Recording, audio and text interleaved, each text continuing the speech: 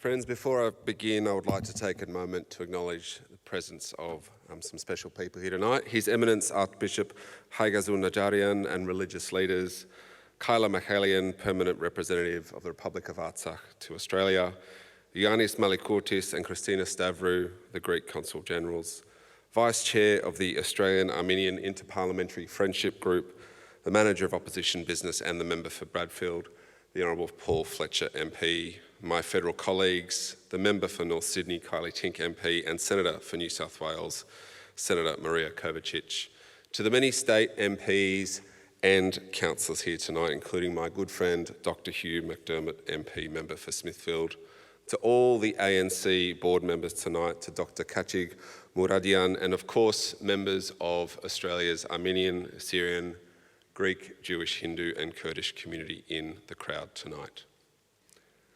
The Armenian Genocide was not merely a dark chapter in human history, but a deliberate and systematic campaign of ethnic cleansing.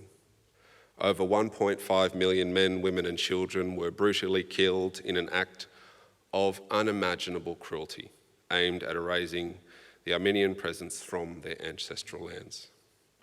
Today we gather to recall that horror as we mourn and confront the persistent shadow of denialism that seeks to obscure this historical truth. As the member for Bennelong and in my former roles as councillor and mayor in the city of Ryde, I've been proud to stand in solidarity with our Australian Armenian community. Alongside my colleagues on Ryde Council, we moved to reaffirm our recognition of these events for what they were, and in doing so became the first local council in Australia to declare the systematic extermination of Armenians as genocide.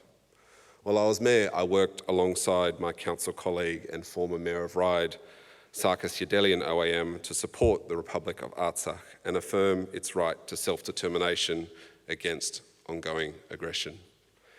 And today, as a federal member of Parliament and chair of the Australia-Armenia Interparliamentary Friendship Group, I reaffirm my commitment to all here present today for the recognition of the Armenian Genocide by the Australian Government.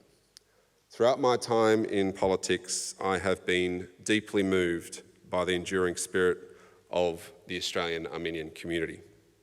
Armenian families over generations have resettled here, and in doing so, they've made our country better, stronger and safer, like all migrants do. Friends, it disappoints me that no federal government has recognised the Armenian Genocide. Not this one, not the last one, nor the ones before. As we continue to work together, I encourage you to remain hopeful that this will happen. Because amongst our disappointment, we see that when we work together, we get results. At the local government level in Ryde, we had and continue to have bipartisanship in the recognition of genocide and support for Artsakh. We heard at the state level in New South Wales and other states, we had and continue to have bipartisanship too. And in my short time in federal politics, I see that bipartisanship is growing there as well. Bipartisanship is the only way we will make progress, and when we do have it, progress is made. In October last year, I stood in Parliament to speak on the blockade of Artsakh, the resulting crisis, and the urgent need for our federal government aid to support displaced Armenians forced from Nagorno-Karabakh. The Shadow Foreign Affairs Minister and, of course, the Member for Bradfield echoed these calls. And in response, the Australian Government provided $500,000 in funding to the UNHCR to support Armenians who fled Nagorno-Karabakh. And it is my understanding that this is the first time that a government has committed funds to aid agencies supporting Armenians. This funding builds on gains that we made in 2022, when Foreign Minister Wong named Azerbaijan for the first time as a responsible party for crimes against Armenian prisoners of war. We have made progress, but there is more to do. I am confident that people here in this room will continue to make progress regardless of their political affiliation. We will do it because it's the truth. And at the end of the day, the truth always wins.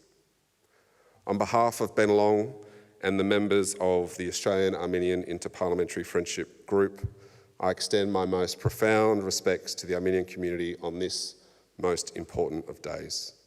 On this day and always, we remember.